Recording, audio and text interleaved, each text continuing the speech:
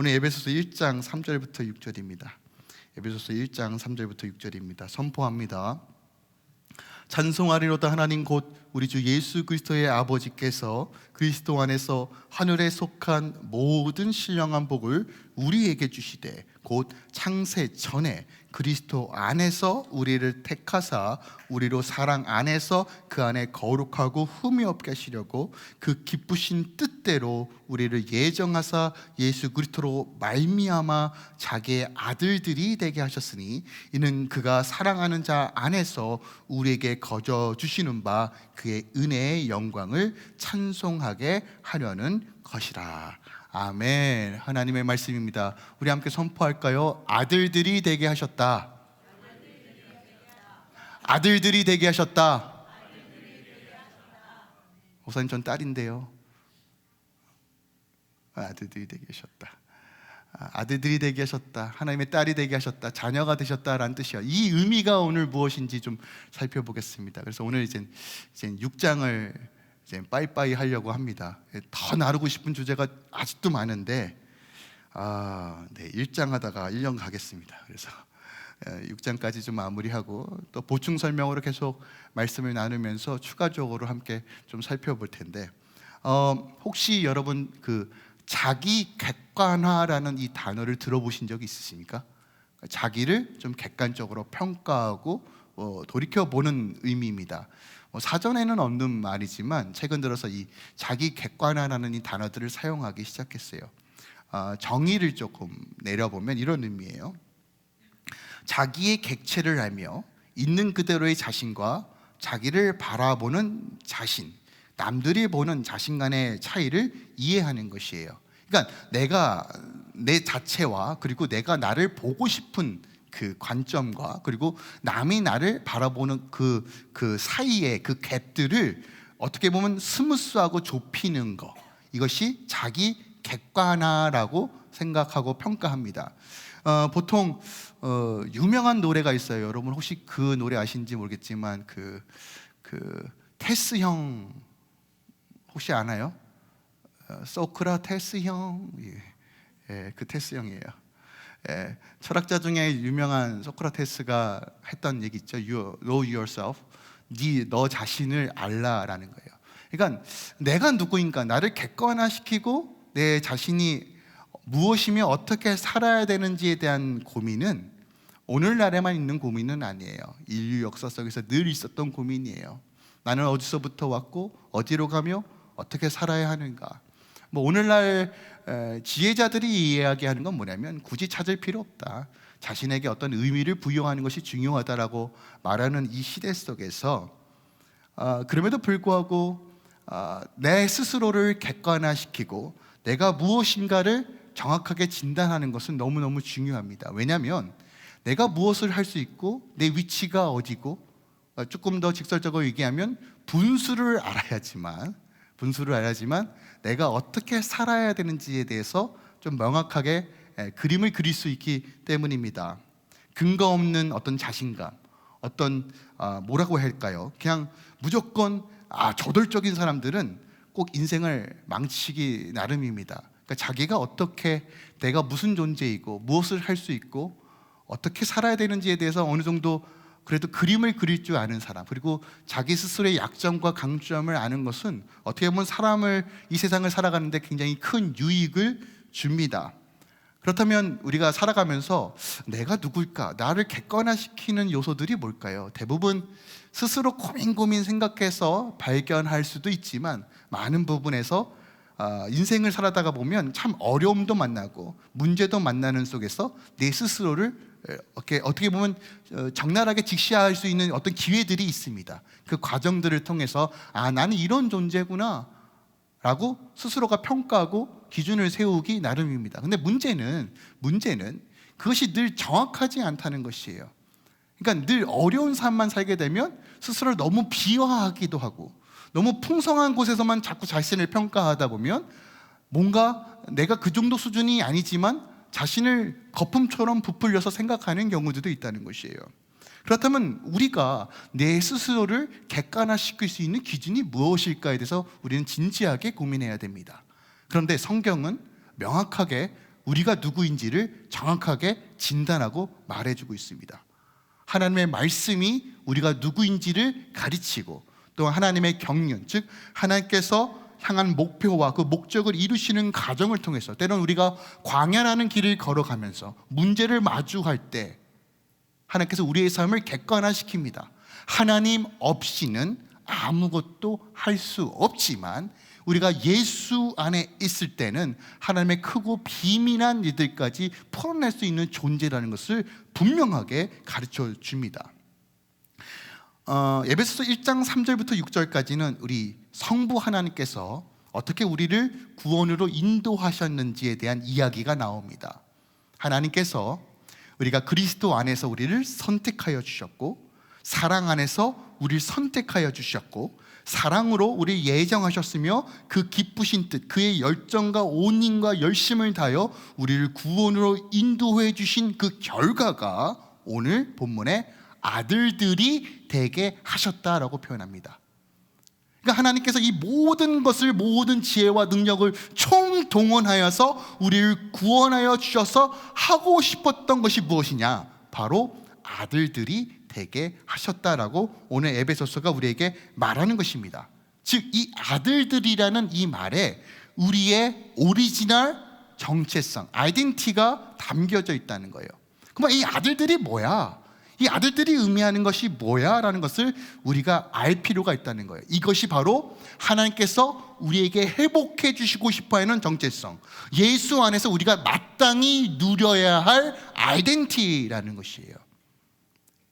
이것을 알고 모르고는 큰 차이입니다. 실질적으로 여러분도 삶도 마찬가지잖아요. 내 어빌리티가, 내 능력이 뭔지, 내 위치가 어딘지, 내 분수를 아는 것이 삶에서 큰 유익이 되는 것처럼, 내가 대체 어떤 존재인지, 하나님께서 어떻게 나를 만드셨는지, 하나님께서 무엇을 회복하기 원하시는지, 우리의 위치와 우리의 건세와 우리의 능력과 우리의 격이 무엇인지를 아는 것은 이 세상을 살아가는 데 가장 큰 힘이 된다는 것이에요. 우리가 어떤 존재였는지 성경은 무엇이야 얘기하냐면, 보세요. 에베소서 2장 11절부터 13절까지를 보면 우리를 적나라하게 객관화시키는 말씀이 나옵니다. 자, 본문에 보면 이렇게 되어 있어요. 그러니 생각하라. 너희는 그때 육체로는 이방인이요, 손으로는 육체에 대한 할례를 받은 무리와 칭하는 자들로서 할례를 받지 않은 무리라 칭함을 받았고, 그때는 그리스도 밖에 있었고 이스라엘 나라 사람 밖에 있었고, 약속의 언약에서는 외인이요 세상에는 소망이 없고 하나님도 없는 자였다라는 것이에요. 자, 보세요.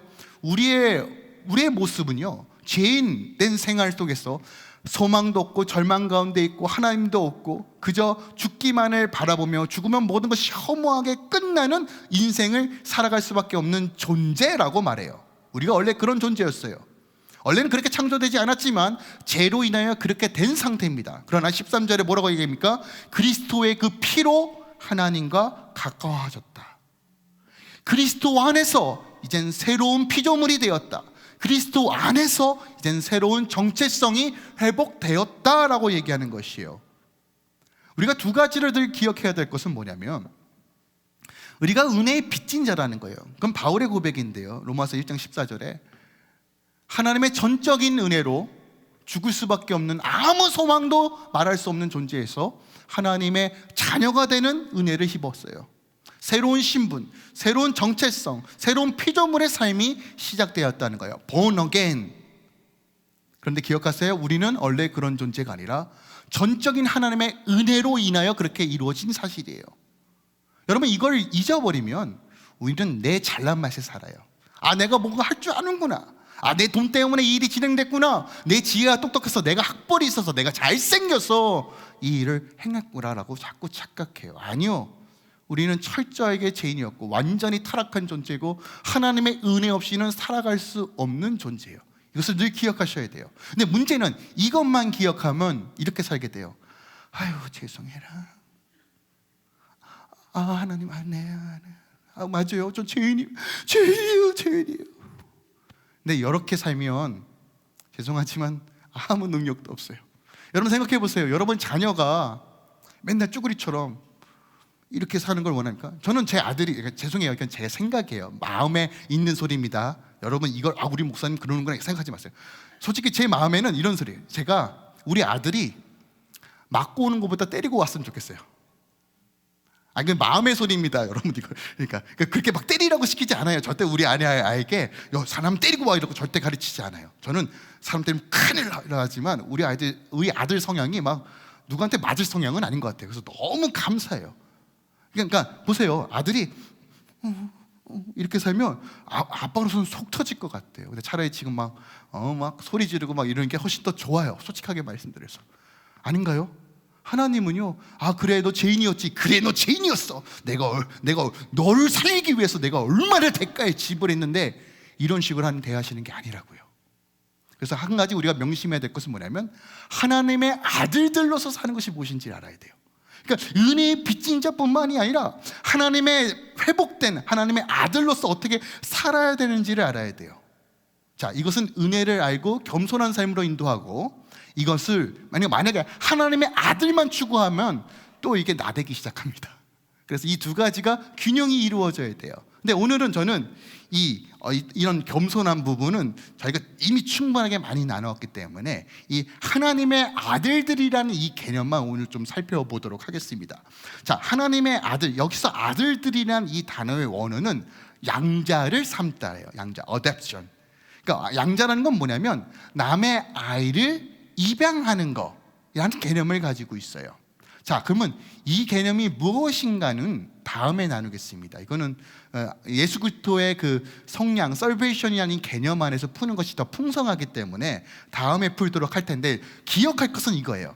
하나님께서 입양이라는 것을 통해서 우리를 아들, 자녀 삼아 주셨는데, 그러므로 인하여 이제부터 하나님과 우리 안에 new relationship, 새로운 관계가 형성되었다는 것이에요. 그리고 이 형성을 근거로 하나님의 모든 특권과 하나님의 권세가 주어졌다는 거예요. 왜요? 전능하신 하나님의 자녀가 되었기 때문에. 즉 하나님의 언약의 후계자요 상속자가 되었다는 것을 의미합니다. 자, 그렇다면 아들들의 위치가 무엇인지를 살펴볼 것이 중요해요. 자, 이 아들들이 어떻게 창조되었는지를 살펴보기 위해서는 우리는 창세기를 봐야 됩니다. 하나님께서 대체 인간을 어떤 존재로 창조하셨는지를 살펴봐야 돼요. 창세기 1장 26절 이하에 보면 이렇게 되어 있습니다. 하나님이 이르시되 우리의 형상을 따라 우리의 모양대로 우리가 사람들을 만들자라고 해요. 성삼위 하나님께서 두 가지는 기억하세요. 모양과 형상을 따라 누굴 만들었다고 말하고 있어요? 인간을 만들었어요. 그리고 하나님의 형상대로 사람을 창조하시되 남자와 여자를 창조하셨다라고 얘기해요. 자, 기억하세요. 이 세상 모든 우주 만물을 들어서 유일하게 하나님의 모양과 형상을 따라 만든 것이 누구라고요? 여러분, 우리란 말이에요. 그러니까 여러분의 남편과 아내를 볼 때 어떻게 봐야 됩니까? 저 인간이 아니라 하나님의 이렇게 보셔야 돼요. 여러분의 자녀를 볼 때 속썩여도 어떻게 보셨다는 거예요? 하나님의 모양과 형상이에요. 여기서부터 인권이 시작하는 거예요. 솔직하게 말씀드려서 존귀하게 여기는 거, 하나님의 형상과 모양으로 여기는 거. 그래서 하나님을 사랑하는 자는 반드시 이웃을 사랑할 수밖에 없어요. 하나님의 얼굴을 바라보는 자는 서로를 통해서 하나님을 보기 때문에 볼 수밖에 없단 말이에요. 그러니까 하나님은 모든 우주에 그의 아들들을 가장 중심에 두길 원하셨어요. 기억하세요. 여러분들 매우 특별한 존재예요.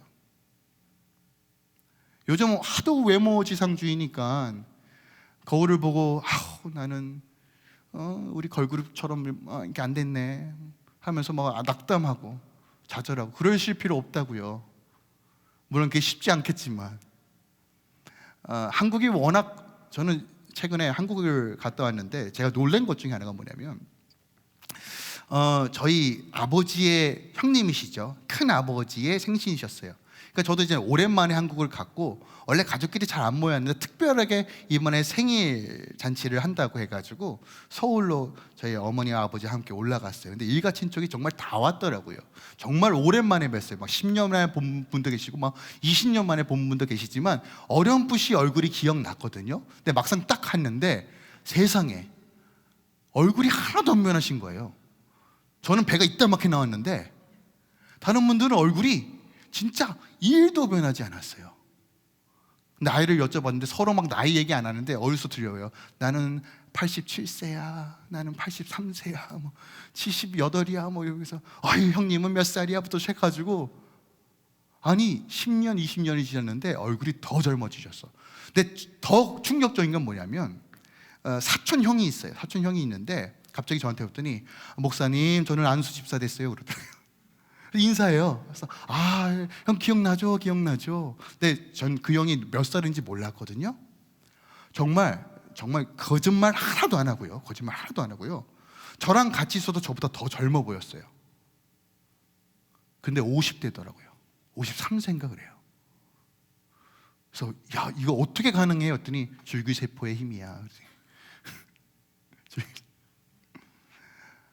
우리가 자꾸 외적인 것에 자꾸 치중하는 건 어떻게 보면 한편으로는 그런 것 같아요. 우리의 존재로적 가치에 대해서 스스로가 만족하지 못한 하나의 결과도 어떻게 보면 외형을 꾸미는 것에서 나타날 수 있겠다는 생각이 좀 들어요. 저는 아름답게 늙어가는 것이 하나님의 은혜라고 봅니다. 억지로 나이를 거스리는 거, 물론 아름답고 이쁘게 늙으면 참 좋겠죠. 근데 우리가 진짜 하나님의 형상과 모양이라는 이 정체성이 회복되어지면 우리 안에 그런 것들도 좀 회복되지 않을까라는 생각이 듭니다. 자, 그런데 중요한 것은 있어요. 우리가 이렇게 질문할 수 있어요. 맞아요, 하나님. 아담과 하와는 하나님의 형상으로 창조되었죠. 근데 그게 나랑 무슨 관계가 있어요? 라고 하는 질문을 할 수 있어요. 자, 그 해답이 창세기 5장에 나옵니다. 창세기 5장 1절부터 3절에 하나님께서 이렇게 말씀하세요. 보세요. 이것은 아담의 계보를 적은 책입니다. 하나님이 사람을 창조하실 때 하나님의 모양대로 지으시고 남자와 여자를 창조하시고 그들이 창조되던 날에 하나님이 그들에게 복을 주시고 그들의 이름을 사람이라 일컬었다는 거예요. 자, 보세요. 하나님께서 본질적으로 인간을 창조하시면서 복을 주셨어요. 이 복이 뭐냐면 오늘 에베소서에 나와 있는 하나님의 신령한 모든 복이에요. 이 복을 이미 인간에게 주셨어요. 그런데 그러면서 3절에 보세요. 아담은 130세의 자기의 모양 곧 자기의 형상과 같은 아들을 낳았다예요. 모양과 형상이라는 단어를 동일하게 사용합니다. 자, 하나님께서 인간을 창조하셨을 때 자신들의 모양과 형상으로 인간을 만드셨어요. 근데 오늘 5절에 뭘 얘기하고 있습니까? 창세기 5절에 인간이 인간을 낳았는데 인간의 모양과 형상대로 그 아들을 낳았다는 것이에요. 이 의미는 무슨 의미냐? 우리 안에 하나님의 시와 하나님의 형상과 모양이 여전히 있다는 것이에요. 여러분, 그런 존재예요. 이 세상 모든 우주 만물과 비교할 수 없는 하나님의 형상과 모양이 여러분 안에, 저 안에 있다는 것이에요. 요한복음 1장 12절입니다. 영접하는 자, 그 이름을 믿는 자들에게 하나님의 자녀가 되는 권세가 주어졌다는 거예요. 예수를 영접하는 자, 예수를 믿는 자에게 무엇이 주어졌다고요? 하나님의 자녀된 권세가 주어졌어요. 하나님의 아들들로서 살아가십시오. 하나님의 딸들로서 살아가십시오. 대체 이 권세가 뭔지 좀 아십시오. 그냥 아유 나 같은 죄 이렇게만 사시지 마시고요, 아들로서 딸들로서 살아가시란 말이에요. 하나님의 신령한 그 모든 것을 누리며 선포하십시오. 어떻게 이것이 가능한가? 자, 창세기 1장 28절 다시 보겠습니다. 이렇게 기록하고 있어요. 하나님께서 그들에게 복을 주시며, 무슨 복이에요? 하늘의 신령한 모든 복이에요. 이 복이 예수 그리스도 안에서 이미 주어졌다고 말하고 있어요. 지금 이 복이 우리 안에, 예수 안에 있는 거예요. 이 복이 무엇이냐? 생육하고 번성하여 땅에서 충만하라, 땅을 정복하라. 경영권을 주셨어요. 이 땅에 대한 경영권이에요. 근데 이 경영권은 조금 특별해요. 어떤 것을 기반으로 한 경영권이냐면 자유와 사랑에 근거한 경영권이에요. 무슨 얘기냐면 주인이 절대로 터치하지 않고 아예 그냥 맡긴 겁니다. 네 마음대로 해. 말아먹든 잘하든 네가 주도적으로 해. 난 아무 관련 없을 거야 라고 하는 것이 바로 이 경영권이에요. 여러분 혹시 밑에 사람 혹시 부려본 적 있으세요? 사업을 하거나 비즈니스를 하거나 혹시 사람을 하이어해서 사용해 보신 적 있으십니까? 어떤 느낌이죠? 이 밑에 사람에게 여러분의 경영권을 줄 수 있어요? 없어요? 왜 못 줘요? 얘가 돈 들고 뛰어야 어떡하나 이런 생각 드니까 좀 힘들잖아요, 그죠? 여러분 CEO들만 보는 눈이 있어요. 사장들만 볼 수 있는 눈이 있어요. 야, 저것도 해야 되는데 저걸 왜 못 보나, 저걸 왜 못 보나. 확실히 다릅니다. 그러니까 밑에 직원들에게, 스태프에게 어떤 경영권을 맡긴다는 건 굉장히 큰 리스크예요. 하나님께서 이 땅의 모든 통치권을 누구에게 주셨다는 거예요? 인간에게 주셨다는 거예요. 하나님이 예수 그리스도 안에 아들 된 모든 자들에게 이 땅을 다스릴 수 있는 경영권을 주셨어요. 여러분이 그런 존재라는 거예요. 하나님, 저는 경영이 1도 관심 없는데요. 우리 안에 최소한의 경영되어야 될 것이 너무 많습니다. 여러분의 가정, 우리 다음 세대들, 사업화 일터 가운데 하나님께서 경영하도록 그 권세와 능력을 허락해 주셨다고요. 하늘의 신령한 복과 땅의 기름진 것을 누리며 살아갈 수 있는 은혜를 우리에게 주셨다고요. 여러분, 한 가지 비밀을 알려드릴게요. 천사들이 여러분들을 얼마나 흠모하고 사모하는지 아십니까? 야, 너희들 그런 혜택도 있어? 야, 나도 갖고 싶다라고 할 정도로 천사들이 얼마나 우리들을 흠모하는지 아십니까? 시편 8편 5절에 이렇게 기록하고 있어요. 그를 하나님보다 조금 못하게 하시고 영화와 존귀로 관을 씌우셨다요. 그러니까 개역 한글과 NIV는 이렇게 표현되어 있을 거예요. 우리가 천사보다 조금 못하게, 혹은 NIV는 You made him a little lower than a heavenly being. 그러니까 어떤 영적인 존재보다 우리가 조금 못하다라고 표현합니다. 왜 이렇게 표현이 됐냐면 한글, 개역 한글과 NIV 그리고 몇몇의 성경 버전들은 그 70인역을 기준으로 하여 번역했기 때문에 그래요. 그러니까 70인역은 구약의 히브리어 성경을 그리고로 번역했던 성경입니다. 근데 그때 엘로힘이라는 이 히브리 단어를 천사들로 번역했는데, 원래 엘로힘은 하나님이라는 의미를 가지고 있는 단어예요. 그러니까 무슨 얘기냐면 하나님께서 우리를 어떻게 창조하셨냐면 하나님보다 조금 못하게 창조하셨어요. 섭섭하시네요, 조금? 아유, 주시려면 그냥 완벽하게 하시지 어떻게 조금 못하게 하시나? 근데 기억하세요. 모든 우주 만물 속에서 오직 유일한 인간만이 그렇게 창조되었어요. 우리에게 자유권을 주시고 우리에게 사랑을 쏟아부은 대상은 오직 인간밖에 없어요. 여러분, 유다서에 아주 재미난 구절이 있습니다. 유다서 1장 구절이에요. 여러분, 이 구절을 좀 살펴볼 필요가 있는데 천사가 어떤 위치에 있는지를 자세하게 보여주는 구절이에요. 자, 천사장 미카엘이 모세의 시체에 관하여 마귀와 다투어 변론할 때, 무슨 얘기냐면 마귀와 모세의 시체에 대해서 다투고 변론한대요. 그러니까 디베이트하고 싸움하고 있다는 뜻이에요. 그런데 뭐라고 표현하냐면 감히 비방하는 판결을 내리지 못하고라고 했어요. 그러니까 미카엘은 인격은 있지만 아우 이거 사든 이거 막 입에서 막 육두문자가 나오고 싶지만 막 뭐라고 하고 싶지만 뭐라고 표현합니까? 다만 말하되 주께서 너를 꾸짖기를 원하노라 하였거늘. 무슨 말입니까? 전달자의 역할만 해요. 자기가 하고 싶은 말이 있지만 그렇게 하지 않고 오직 전달자의 역할, 수행만 하는 역할이 천사예요. 그러니까 천사에게는 자유권이 없습니다. 자기 마음대로 선택하고 판단할 자유권이 없어요. 뭐랑 다르죠? 우리랑 너무 달라요. 그러니까 천사는 하나님이 야, 너 저기 가! 그러면 천사는 네! 하고 가는 거예요. 근데 우리가 하나님이 수영아, 너 저기 가! 그러면 우리는 뭐라고 반응합니까? 하나님 다리가 좀 저린데요. 우리 이렇게 변명할 수 있는 자유권. 여러분, 이게 보통 혜택이 아니에요. 자유권은, 경영할 수 있는 권세는 오직 하나님께만 속한 속성이에요. 근데 이걸 누구에게 주셨다는 거예요? 우리에게 주셨다는 거예요.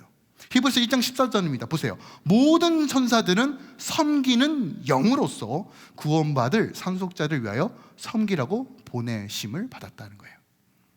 여러분 삶 가운데 천사들이 있습니다. 여러분 기분 좋으라고 하는 얘기가 아니라요, 구원받는 자들을 보내고 다스리고 보호할 천사들을 하나님께서 보내주십니다. 여러분 기억하세요. 여러분 혼자 아니에요. 주의 천사가, 성령님이 여러분과 함께 계십니다. 주의 자녀를 지키시고 보호하십니다. 하나님께서 명령하시고 그의 자녀들을 하나님 나라로 이끌어 가십니다. 자, 그런데 보세요. 생육하고 번성하고 다스리라는 이 명령, 경영권, 오직 인간에게만 주어진 특권이에요. 여러분들은 그런 특권을 가지고 있는 자들입니다. 주눅들지 마세요. 없다고 좌절하지 마세요. 하나님께서 여러분을 귀하게 여기십니다. 이미 예정을 선택하셔 예수 안에 이미 부어주신 놀라운 복입니다. 자, 그렇다면 아들들이 가져야 될 것이 있어요. 두 가지. 바로 성품과 권세입니다. 이것을 이해하는 것이 아들들로서 살아가는 것의 가장 중요한 핵심입니다. 자, 성품에 대해서 좀 살펴보겠습니다. 우리 안에 성품이 왜 필요할까요? 쉬운 예로요, 저는 우리 아이와 진지한 대화를 하고 싶은데 우리 아들은 늘 단답형으로 저에게 답해요. 아빠? 아버지? 아빠? 싫어. 요즘은 more이라는 단어도 써요. 왜 그건 영어로 쓰는지 모르겠어요. 더 달라고 하면 되는데 more이래요. more. 이걸 어디서 배웠는지. 전 진짜 저희 아이와 진지한 대화를 하고 싶어요. 근데 안 돼요. 여러분 고집이 세고 자기 주장만 하는 사람과 깊은 대화 할 수 있어요? 없어요? 없죠. 이념과 생각에 가로잡혀서 자기 얘기만 해요. 듣지 않고. 그런 사람과 깊은 얘기 할 수 없어요. 목표 지향적인 사람들과 깊은 대화 할 수 없어요. 일을 하긴 참 편해요. 이 프로젝트 이 얘기만 해요. 일 얘기만. 그 일 끝나면 뭐예요? 일 안 하죠. 이 얘기 안 하죠. 그러니까 일 얘기할 땐 되게 친밀한 것 같은데 일 안 하면 뻘쭘한 사이. 남자들이 대부분 그래요. 그래서 어디 가면 뭘 시켜야 돼요. 설거지라도 하는지 뭘 하는지. 그러니까 남자들은 야, 여기 왔는데 뭘 해야 되나 쭈삣쭈삣하다가 남자들끼리 모이면 오셨어요. 이거 말을. 그러니까 뭘 일을 주셔야지만 남자들은 일하는데. 그러니까 어떤 목표 지향적인 관계들은 늘 뭔가 친밀한 것 같으면서도 그 더 깊이 못 들어가요. 그죠? 그러나 성숙하고 겸손한 사람들과의 대화는 늘 즐겁습니다. 더 깊은 교제가 이루어집니다. 하나님께서 우리에게 왜 성품을 요청하실까요? 바로 하나님과 격에 맞게 대화하고 싶은 거예요. 그러니까 신의 성품으로 우리가 힘입어야 돼요. 아들들은 성장해야 돼요. 성숙해져야 돼요. 왜냐하면 하나님은 그것을 주시기 위하여 우리에게 아들들의 권세를 주셨는데 우리가 신의 성품에 참여하지 않으면 하나님과 대화할 수 없겠죠. 베드로후서 1장 3절에서 4절입니다. 보세요. 그의 신기한 능력으로 생명과 경건에 속한 모든 것을 우리에게 주셨으니, 그러니까 하나님께서 우리에게 신기한 능력과 생명과 경건에 속한 모든 것을 주셨대요. 이는 자기의 영광과 덕으로서 우리를 부르신 이를 알므로 말미암아 이로써 그 보배롭고 지극히 큰 약속을 우리에게 주사 이 약속으로 말미암아 너희가 정욕 때문에 세상에서 썩어질 것을 피하여 신성한 성품에 참여하는 자가 되게 하려 함이라는 거예요. 그러니까 세상의 미혹에 따라 넘어가는 삶이 아니라 하나님의 거룩한 성품으로 채워져서 결국 하나님과 친밀한 관계 안에 대화하며 함께 거하는 삶을 살기 위해서 우리를 아들 삼아 주셨다는 것이에요. 그러니까 아들들에게 요청하는 건 하나님의 깊은 사귐이에요. 어떤 목적 지향적으로 하나님 들어주세요 애스킹하고 하나님 이리로 갈까요 저리로 갈까요 뭐런 점치는 것처럼 이렇게 묻고 대화하는 것이 아니라 하나님은 진지하게 그의 아들들과 대화하고 싶은 거예요. 그런데 어린아이와 진지한 대화를 할 수 없는 것처럼 미숙숙한 사람과 진지한 대화를 할 수 없는 것처럼 우리 안에 이런 거룩한 성품을 요청하시는 거예요. 성령 안에서 날마다 말씀 안에서 걸어가는 삶을 요청하시는 거예요. 여러분 대표적으로 하나님과 대화했던 인물 중에 하나가 바로 모세입니다. 모세의 성품이 뭐라고 말합니까? 온 지면에 가장 온유함이 뛰어난 사람이다라고요. 온유함, 험보, 온유함이. 하나님께서 이런 성품으로 우리 초청하신다는 것이에요. 초청하는 거. 그 초청에 우리가 나아가야 돼요. 그렇다면 우리 안에 있는 이 성품으로 거듭날 수 있고 성장할 수 있는 요소가 이미 우리 안에 있는데 이것을 어떻게 발전시키고 디벨롭 시킬까? 그것이 요한복음 10장 35절이에요. 보세요. 성경은 패하지 못하나니 하나님의 말씀을 받는 사람들은 신이라 하셨거늘. 되게 독특한 말씀이에요. 여러분 보세요. 하나님의 말씀을 받는 자는 신이라고 칭함을 받는데요. 하나님의 말씀을 먹고 마시고 되새기고 순종하며 나가는 자에게 신의 성품으로 이루어진다는 것이에요. 유일한 방식은 말씀으로 내 삶을 조명해 가는 것이에요. 성령의 음성을 따라 걸어갈 때 내 안에 신의 성품이 이루어지는 거예요. 그렇다면 신의 성품이 어떻게 이루어질까? 그 단계가 바로 아까 베드로후서 읽었던 말씀 그 후반절이에요. 자, 5절 볼게요. 베드로후서 1장 5절입니다. 보세요. 그러므로 너희가 더욱 힘써 너희 믿음의 덕의 지식을, 지식의 절제를, 절제의 인내를, 인내의 경건을, 경건의 형제 우애를, 형제 우애의 사랑을 더하라. 이런 것이 너에게서 흡족한 줄 너희로 우리 주 예수 그리스도를 알기에 게을지 않고 열매 없는 자가 되지 않게 하려 함이라. 열매가 뭐예요? 하나님과 깊은 사귐 가운데 그 하나님의 신령한 모든 복을 누리는 삶이 열매 맺는 삶이에요. 그런데 이 덕에 참여하는 자가 돼야 돼요. 거룩한 성품 안에. 그래서 예수 믿으면 반드시 기질과 성품이 변해야 됩니다. 주님이 내 안에 계시는데 어떻게 기질대로 살아가요? 안 돼요. 하고 싶어도 안 돼요. 성령이 계속 찌르는데, 옆구리 계속 찌르는데 불편해서 바꿀 수밖에 없어요. 용서와 사랑이 실질적으로 이루어지는 놀라운 역사들. 하나님이 이 신의 성품에 참여함으로 무엇을 하기 원하십니까? 아들들의 권세는 결국 아들과 깊은 사귐과 공감과 동행하는 삶을 살기 원하시는 거예요. 그것이 아들들이 되게 하셨다는 것의 목적이에요. 최근에 제가 감동받은 게 있어요. 제가 지난주에 제 아들 얘기 지금 그만하겠다고 했는데 이번 주에 또 감동받아서 그래요. 죄송해요.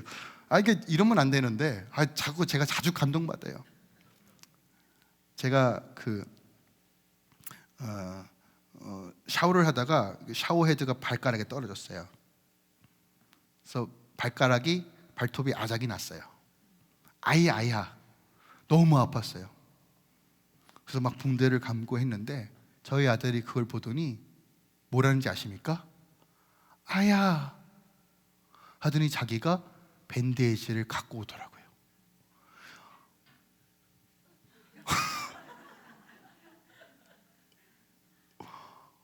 와, 내 아픔을 공감해주는 우리 아들을 보니까 그래, 이래서 자식을 키우는 거지. 여러분, 하나님도 공감받고 싶으신 거 아십니까? 하나님도 칭찬받고 싶으세요. 하나님 잘하셨어요. 하나님 우리 구원해 주셔서 감사합니다. 하나님 잘하신 거예요. 칭찬받기 원하세요. 이게 예배예요. 근데 우리는 하나님 위대하신가? 하나님의 자리에서 우리는 우리의 자리에서 아니에요. 하나님께서 우리 아들 삼으신 것은 하나님과 위치와 격을 맞추셔서 함께 동행하고 함께 걸어가길 원하시는 거예요. 두 번째, 아들들의 특징이 뭐냐면 하나님의 아들들의 권세가 무엇인지 이해하셔야 돼요. 자, 요한복음 14장 12절에 예수님께서 놀라운 말씀을 하세요. 뭐라고 말씀하시냐면 내가 진실로 진실로 너에게 이르노니 나를 믿는 자는 내가 하는 일도 그가 할 것이요 또한 그보다 큰 일도 할 것이다라고 얘기해요. 자, 문자 그대로 분명히 보면 아주 명확합니다. 예수님께서 하늘로 승천하신 후에 뭐라고 약속하시냐면 우리가 예수 그리스도 안에서 제자된 삶을 사는 모든 자들이 예수님처럼 하신 일도 할 것이고 예수님보다 더 큰 것도 한다고 말해요. 예수님께서 무슨 일 하셨나요? 가르치시고 기적하시고 기도하시고 병자를 고치시고 막 천지지명까지 멈추신 놀라운 기적과 이적들. 여러분, 그 일을 할 수 있는 권세가 아들들에게 주어졌다는 걸 믿으십니까? 이게 저와 여러분 안에 있다고요. 문제는 우리의 믿음 없음이에요. 내가 하나님의 아들됨이 믿어지지 않으니까 자꾸 내가 누구인지 객관화적으로 알아야지만 내가 뭘 할 수 있는데 내 스스로가 자꾸 그래요, 말씀은 이런데 하나님 저에게는 약간 해당이 안 되는 것 같아요. 저는 살짝 약간 모자란 것 같은데, 그건 목사님이나 선교사님 얘기고 저는 그냥 이대로 살게요. 하나님 보시기 얼마나 안타까운 거예요. 보세요.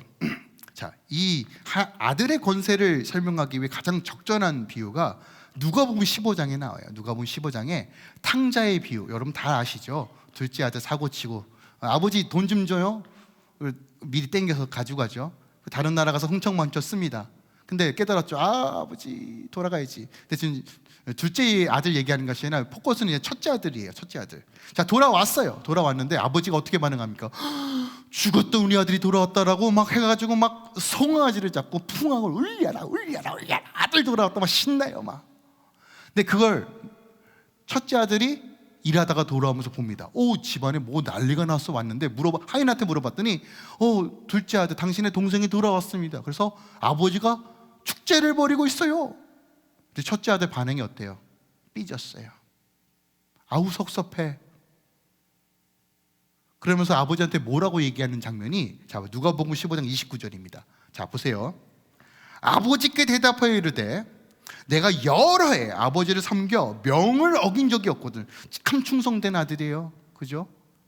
내게도 염소 새끼라도 주어 나와 내 모습을 즐기게 하신 일이 없더니, 아버지, 아니 내 친구랑 좀 놀려고 염소 새끼 하나 잡아본 적이 없는데 하나님, 아버지 이거 너무하신 거 아닙니까? 30절 보세요. 아버지의 살림을 창녀들과 함께 삼켜버리는 이 아들이 돌아오매 이 일을 위하여 살찐 송아지를 잡으셨어요? 아버지가 비상식적이잖아요. 아들인 건 맞는데 아버지, 얘가 한 짓을 아버지도 알잖아요. 얘 어떻게 이렇게 반응해요? 그랬더니 보세요, 아버지의 반응을 보세요. 이게 굉장히 놀라운 말씀이에요. 31절이에요 아버지가 이르시되 너는 항상 나와 함께 있으니, 우리 둘이 다음 구절 함께 읽을까요? 시작. 내 것이 다 내 것이로되. 지금 하나님께서 뭐라고 말씀하시는 거예요? 내 것이 다 네 거야. 성경에서 아들이라고 하는 표현은 firstborn, 장자를 의미해요. 하나님의 자녀된 장자. 하나님께서 뭐라고 말씀하시는지 아세요? 내 것이 다 네 거야. 그거 모르겠니? 아직도 모르겠니? 그래서 마태복음 5장, 6장, 7장의 삼상수훈에 제발 이방인처럼 구하지 마. 내가 먹을 거 다 책임져 줄 거야. 입힐 거 다 책임질 거야. 들이나는 들꽃, 그래서 새들, 식물들 내가 다 먹이고 이쁘잖아. 하물며 내 자식 내가 굶기겠니? 그래서 말씀하시는 거예요. 근데 우리는 여전히 하나님 이 문제. 주님 뭐라고 말해요? 먼저 그의 나라와 의를 구해. 그게 아들의 권세야. 나머지는 내가 책임져 줄게 하는 거예요. 이게 바로 아들의 권세로 살아가는 삶이에요. 특별히 여러분 기억하세요. 아들이라 표현하지 않고 아들들이라고 표현했어요. 장자들의 모임, 교회를 뜻하는 거예요. 교회가 주신 권세예요. 맺고 푸는 권세. 마태복음 16장이죠. 땅에서 매면 하늘에서 매이고 땅에서 풀면 하늘에서 풀리는 거예요. 장자들의 모임 교회가 하나님 나라를 선포할 때 하나님의 권세로 이 땅 가운데 하나님의 뜻을 풀어내시겠다는 약속의 말씀이에요. 그 권세가 우리 안에 있어요. 지금 여러분 특별한 존재예요. 하나님의 자녀들이란 말이에요. 어깨 좀 피세요. 까짓 거 돈 없다고 망하지 않아요.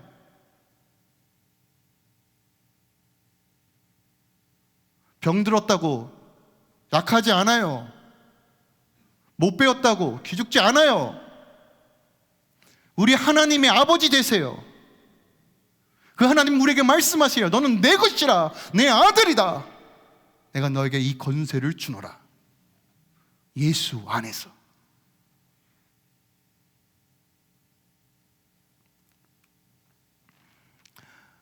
여러분, 하나님께서 우리가 주시고 싶어 했던 권세가 두 가지로 크게 나눠요. 우리가 좀 신학적인 얘기를 조금 해보겠습니다. 이건 제가 요약본에도 자세하게 기록되어 있는데 간단하게 한번 말씀드릴게요. 하나님의 속성은 크게 두 가지로 나눠요. 공유적 속성과 비공유적 속성이에요. 영어로는 communicable attribute, 그러니까 공유할 수 있는 속성, 그리고 incommunicable, 공유할 수 없는 속성이 있어요. 그러니까 공유할 수 없는 속성은 뭐냐면 하나님의 전지전능하심, 어디든 다 계시는 하나님, 시간과 공간을 초월하신 하나님, 뿅뿅뿅뿅뿅 나타나지고 어디든 다 계신 하나님, 이거는 인간에게 공유하지 않아요. 오직 하나님께만 속성되어 있는 것이에요. 새로운 것을 창조할 수 있는 능력은 오직 하나님께만 속성되어 있는 속성이에요. 그런데 하나님이 그의 아들들과 공유하는 속성이 있는데, 그것이 바로 하나님의 지식, 하나님의 지혜, 하나님의 선하심, 하나님의 사랑, 하나님의 거룩하심, 하나님의 공의, 하나님의 주권적 의지와 능력은 우리와 공유하세요. 그것이 예수께서 행하신 능력이에요. 성령 안에서 사도들이 행했던 능력이에요. 그걸 하나님께서 우리에게 주셨다는 거예요. 그럼 로마서 8장 19절에 이 놀라운 말씀이 있어요. 보세요. 피조물들이 고대하는 바는 하나님의 아들들이 나타나는 것이다. 이 어그로 깨져 있는 이 지구가 무엇을 기대한다고요? 하나님의 아들들이 나타날 것을 고대한대요. 누구 얘기하는 것입니까? 우리 얘기하는 거예요. 아들들의 권세로서 이 어그러지고 깨져 있는 이 세상 가운데 하나님 나라를 세워가는 것, 교회의 부르심이 이 땅의 회복이에요. 그 권세가 우리 안에 주어졌다고요. 예수의 이름으로 당당하게 선포하고 주 믿는 믿음 안에서, 그 말씀 안에서 성숙해지고 그 믿음으로 나아가는 모든 자들에게 하나님의 아들들의 권세가 풀어지는 것이에요. 여러분, 특별한 존재예요. 주눅들지 마세요. 우리 다음 세대들 좌절하지 마. 하나님께서 다 하나님의 뜻 가운데 있는 자들에게 하나씩 걸어가게 하실 거예요. 우리가 자꾸 세상을 바라보니까, 세상이 나를 평가하는 기준으로 자꾸 나를 객관화시키니까 자꾸 쪼그라드는 거예요. 저 집은 벌써 집을 샀대. 야, 저 집은 벌써 사업이 잘 됐대. 야, 저 자는 벌써 저는 대학 갔대. 자꾸 비교하면, 여러분, 세상으로 나를 객관화시키면 죽는 거예요. 죽을 수밖에 없어요. 사단의 전략이니까요.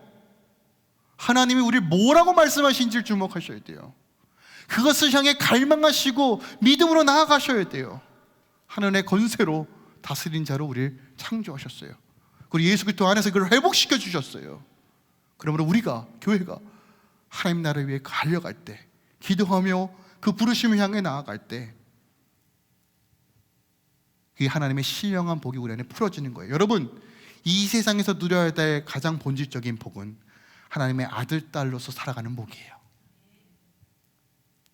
죽을라만 기다려가지고 언제 죽나, 언제 천국 가나, 그렇게 살아가는 인생이 아니라고요.